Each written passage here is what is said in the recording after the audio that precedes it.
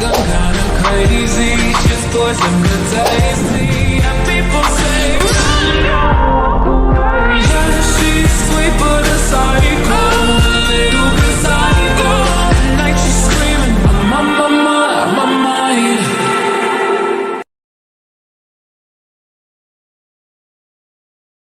Assalamualaikum warahmatullahi wabarakatuh. Perkenalkan, nama saya Harlan M. Hajali dengan nomor NPM 0413 2411 012. Saya dari Fakultas Pertanian dengan program studi Teknologi Hasil Pertanian. Di sini saya akan menjelaskan mengenai 5 fungsi manajemen yang terkait dengan produk yang saya buat. Yang pertama ada perencanaan. Perencanaan adalah fungsi manajemen yang paling fundamental, bertindak sebagai peta jalan intelektual bagi seluruh organisasi ini. Merupakan proses di mana manajemen secara sadar dan sistematis menetapkan tujuan yang jelas dan realitas untuk masa depan.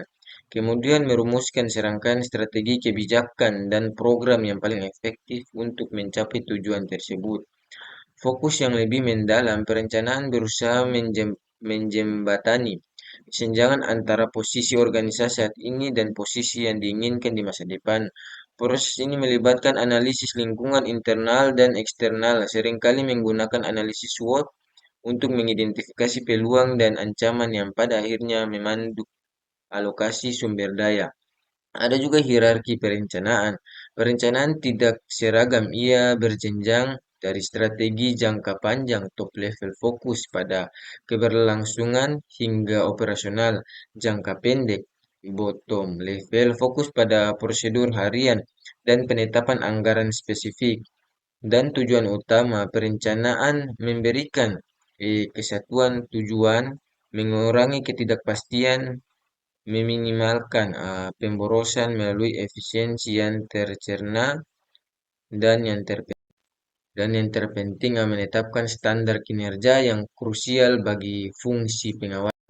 Dan yang kedua ada pengorganisasian. Setelah tujuan ditetapkan melalui perencanaan, pengorganisasian mengambil alih dengan menciptakan kerangka kerja formal yang diperlukan untuk menjalankan rencana. Fungsi ini berfokus pada pengelompokan pekerjaan, pendefinisian tugas dan tanggung jawab, serta pendelegasian otoritas.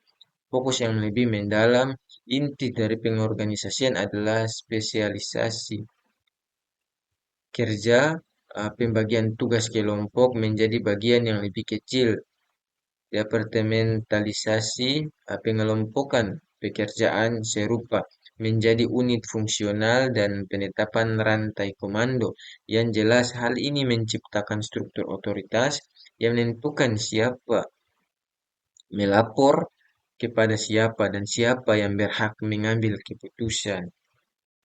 Dan ada juga pendelegasian aktivitas. Penting di sini adalah pendelegasian wewenang, yaitu pemberian hak kepada bawahan untuk membuat keputusan dan menggunakan sumber daya. Hal ini memperjelas akuntabilitas dan rentang kendali setiap manajer.